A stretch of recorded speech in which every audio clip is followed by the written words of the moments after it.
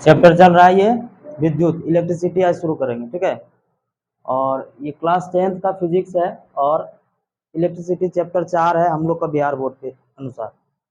इसमें समझना मतलब जो भी इलेक्ट्रिक से संबंधित जितना भी सवाल आती है उसको एक बाय एक करके हम लोग धीरे धीरे क्या करेंगे, सवाल हल करेंगे।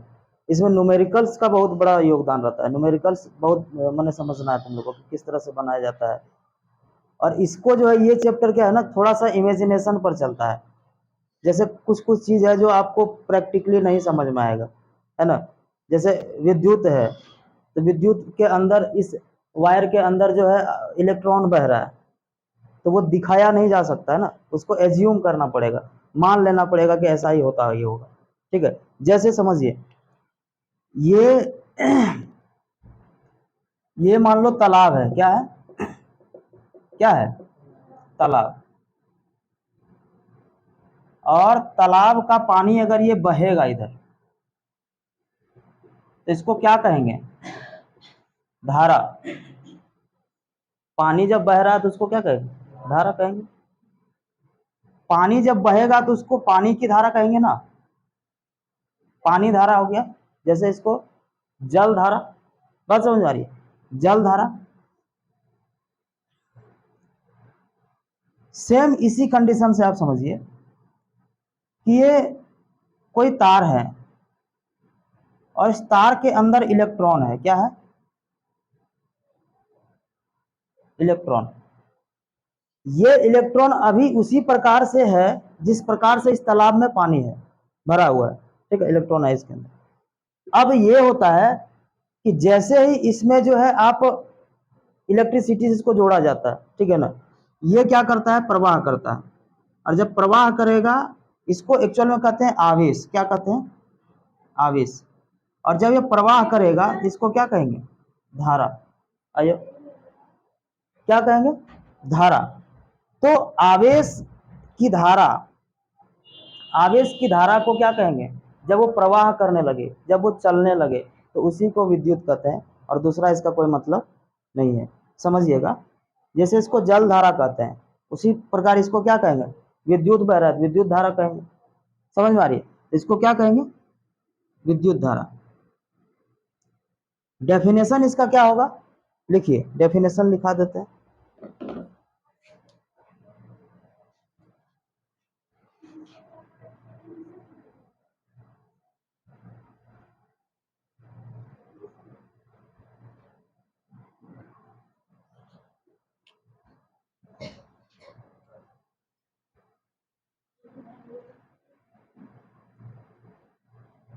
विद्युत आवेश की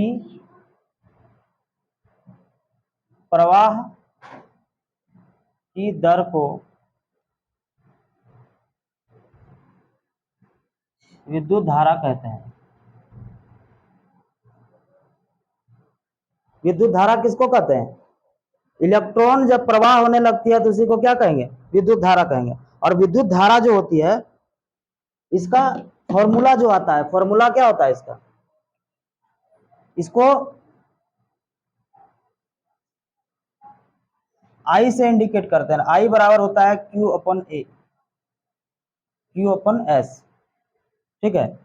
अब क्यू जो है यहाँ पे, क्यू क्या है, आवेश है, क्या है, आवेश। लिख देते हैं यहाँ पे, जहां क्यू बराबर आवेश, इसका एसआई मात्रा क्या है,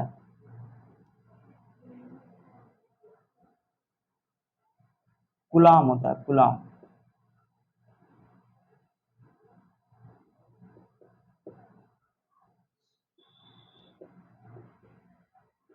कूलाम। और एस बराबर क्या होता है, समय। और इसका एसआई मात्रक सेकंड।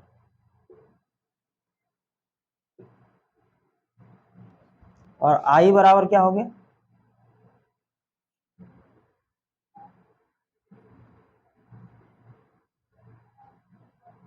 विद्युत धारा।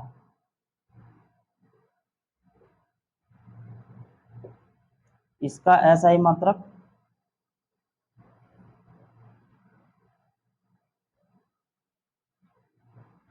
एम्पियर होता है। ठीक है, इसको नोट करिए, फिर देखते हैं आगे।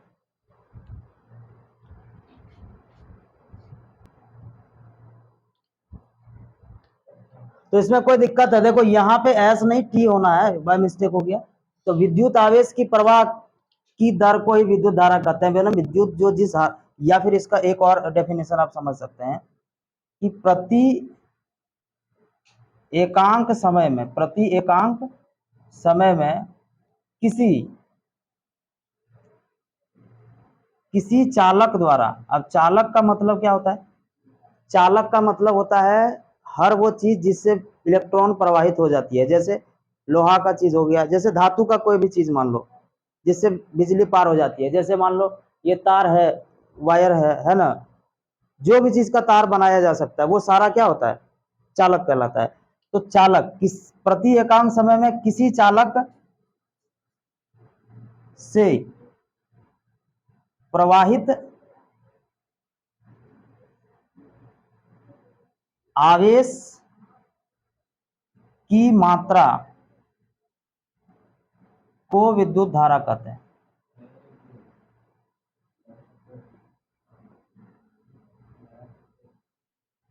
बात समझ में आ रही है? तो किसी भी चालक में जो विद्युत प्रवाहित हो रही है, 1 सेकंड में, मान लो 1 सेकंड में जितना प्रवाहित हो रही है उसको क्या कहेंगे? विद्युत धारा कहेंगे। अब विद्युत धारा जो होती है, ये जो आवेश है, आवेश 2 प्रकार का होता है सर। कितने प्रकार का होता है? 2 प्रकार का। एक मान लो हो गया धनावेश, तो दूसरा क्या हो जाएगा? ऋणावेश। धन आवेश जो होती है वो पॉजिटिव चार्ज होता है, और ऋण आवेश जो होता है वो क्या होता है? नेगेटिव चार्ज होगा। अब ये एक बात हमको और बताओ कि जो ये विद्युत जो पार होती है, वो इलेक्ट्रिसिटी जो प्रवाहित होती है वो किस प्रकार से प्रवाहित होती है? समझो, जैसे इलेक्ट्रिसिटी जो पास होती है, जिस समय इलेक्ट्रिसिटी, मतलब जिस समय ये इलेक्ट्रिसिटी का खोज हुआ, उस समय जो है इलेक्ट्रॉन के बारे में जानकारी नहीं था। तो इलेक्ट्रॉन के बारे में जब जानकारी, इलेक्ट्रॉन जो प्रवाहित होती है वो ऋणात्मक से धनात्मक की ओर होता है। ठीक है, और आवेश जो होता है वो, ये इलेक्ट्रॉन हो गया और ये आवेश हो गया, ये जो होता है वो धनात्मक से ऋणात्मक की ओर होता है। तो उस समय चूंकि इलेक्ट्रॉन के बारे में जानकारी नहीं थी, तो वैज्ञानिकों ने क्या किया? आवेश के प्रवाह जिस प्रकार से होती है उसी को विद्युत धारा का प्रवाह मान लिया। बात समझ में आ रही है? तो विद्युत धारा की प्रवाह क्या होगी? धनात्मक से ऋणात्मक। लेकिन इलेक्ट्रॉन का प्रवाह क्या होता है? ऋणात्मक से धनात्मक। इस चीज को याद रखना, पूछ देता है कभी कभी, तो गड़बड़ा जाएगा खेला। तो लिखिएगा,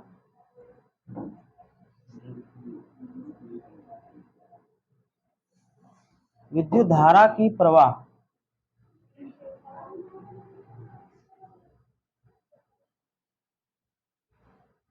धनात्मक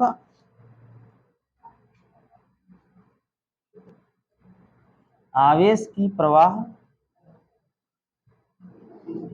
को ही मान लिया गया।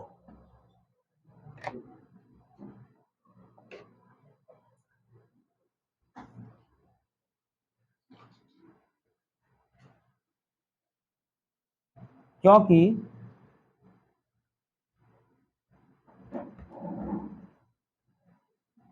जिस समय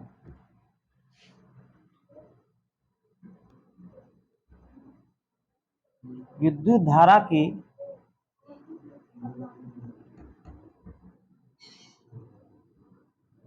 परिघटना हुई, उस वक्त इलेक्ट्रॉन की जानकारी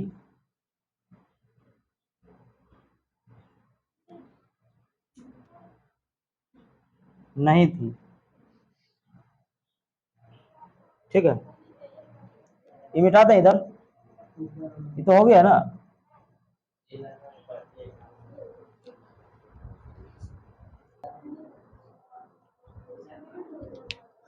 तो इसमें कोई दिक्कत है?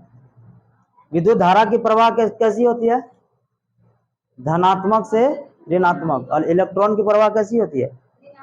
ऋणात्मक से धनात्मक। इसको नोट करके लिख लो, क्योंकि कंफ्यूजन कर दे सकता है।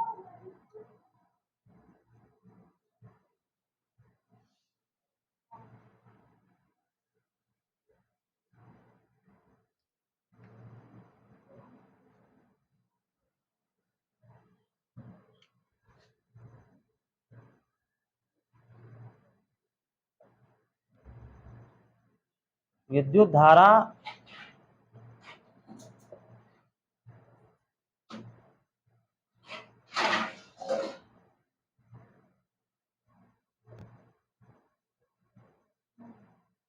धनात्मक से ऋणात्मक।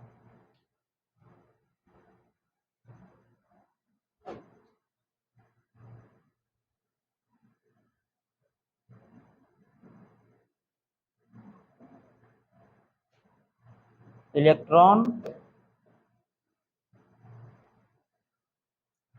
ऋणात्मक से धनात्मक।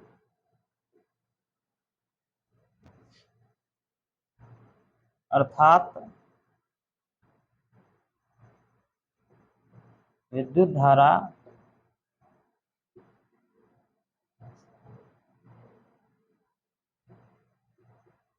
इलेक्ट्रॉन के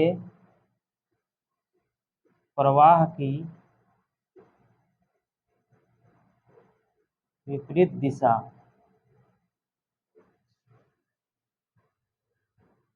में होती है।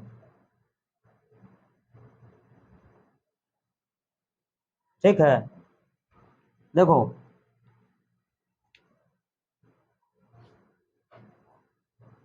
कोई भी बंद परिपथ ले लीजिए। अब देखिए, जैसे एक बंद परिपथ हम ले लेते हैं,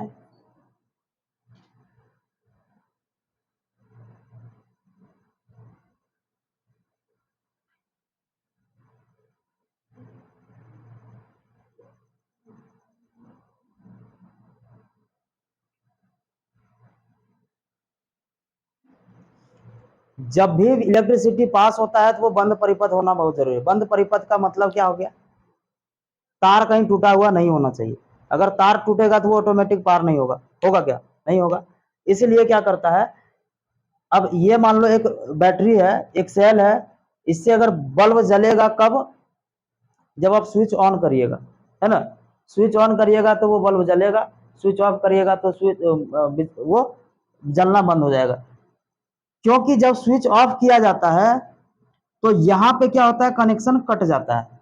वो क्या होता है, कनेक्शन कट जाता है। कनेक्शन कट जाने के कारण क्या होता है, बिजली जो ये परिपथ है, ये परिपथ अवरुद्ध हो गया, परिपथ टूट गया। और टूट जाने के कारण ये यहां से यहां तक तो आया, लेकिन इससे पास नहीं करेगा, और नहीं करेगा तो इसलिए बल्ब नहीं जलता है। और इसको जो जांच के लिए किया जाता है, यानी कि विद्युत धारा को जो जांचते हैं, वो क्या चीज से जांचा जाता है? इसका रीडिंग जो देखा जाता है वो ए मीटर से देखा जाता है। क्या चीज से? ए मीटर। ये ए मीटर जो लगा है वो इसी का सीरीज में लगा हुआ है, यानी कि एक ही तार में लगा हुआ है ना। जब एक ही तार में लगा हुआ होता है तो उसको कहते हैं श्रेणी क्रम। क्या कहते हैं? श्रेणी क्रम। तो यहाँ पे लिख देते हैं, विद्युत धारा को अमीटर से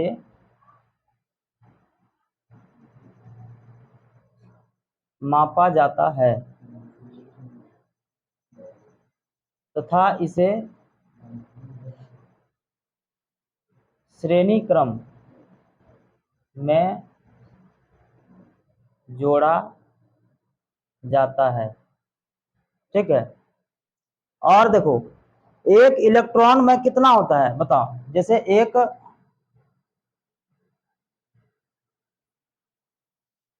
एक कूलॉम आवेश, एक कूलॉम आवेश का मतलब हो गया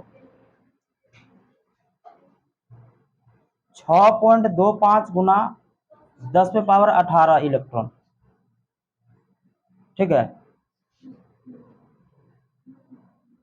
और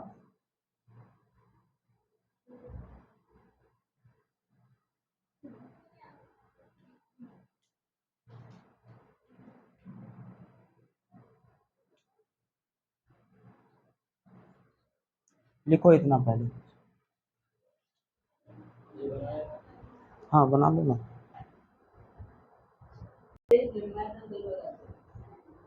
तो ये एगो क्वेश्चन है ये कि किसी विद्युत बल्ब के तंतु, बल्ब जो होता है, देखिए बल्ब के अंदर जो होता है क्या होता है, एक तंतु होता है, तंतु ऐसे ऐसे किया हुआ रहता है कि नहीं, वो उसी का बात कर रहा है कि तंतु में से 0.5 एम्पेयर विद्युत धारा 10 मिनट तक प्रवाहित होती है। कितना समय तक? 10 मिनट तक प्रवाहित होती है। तो विद्युत परिपथ से प्रवाहित विद्युत आवेश का मात्रा निकालना है। आवेश कितना होगा समझिए, कि जो दे दिया है एम्पेयर में, ये क्या दे दिया है, आई दे दिया है। कितना दे दिया है? 0.5 एम्पेयर। और टाइम दे दिया है, कितना दे दिया है? 10 मिनट। और निकालना क्या है, तो आवेश क्या कहते हैं इसको, क्यू। ठीक है ना, तो बोलिए आई बराबर क्या होता है, क्यू अपन टी, यही होता है ना। विद्युत धारा का सूत्र है क्यू, आई बराबर क्यू अपन टी। टी जो होता है वो सेकंड में होता है। किस में होता है? सेकंड में। यहाँ किस में दिया है? मिनट में। इसको चेंज करना पड़ेगा। तो सेकंड में चेंज करने के लिए क्या करना पड़ेगा, 10 से 60 से गुना, तो ये कितना हो गया, 600 सेकंड, है ना। अब यहाँ पे सेट करो,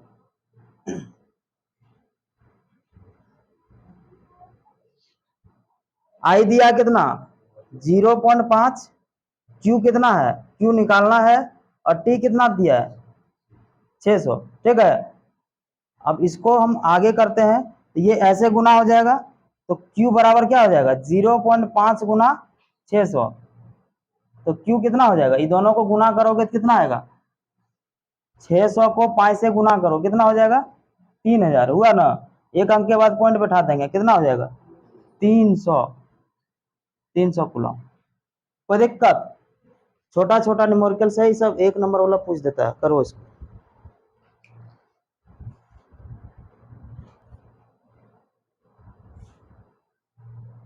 दूसरा सवाल है, किसी विद्युत परिपथ में, कोई परिपथ है, किसी बिंदु से 0.5 सेकंड टाइम दे दिया, कितना दे दिया टाइम, 0.5 सेकंड में 20 कूलम हो रहा है। कूलम का मतलब क्यू से लेंगे, क्यू हो गया 20 प्रवाहित हो रहा है। तो विद्युत धारा का मान निकालना है, आई निकालना है, निकलेगा। लगाओ फॉर्मूला, क्या था, I equal to Q upon T. I कितना दिया है, आई नहीं दिया है,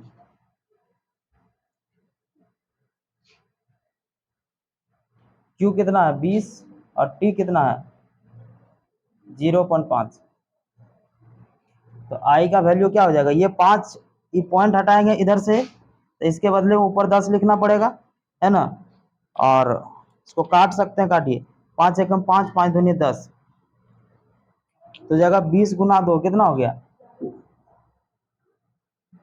आई होगा 40 एम्पियर। कोई दिक्कत? एकदम इजी होता है, करो।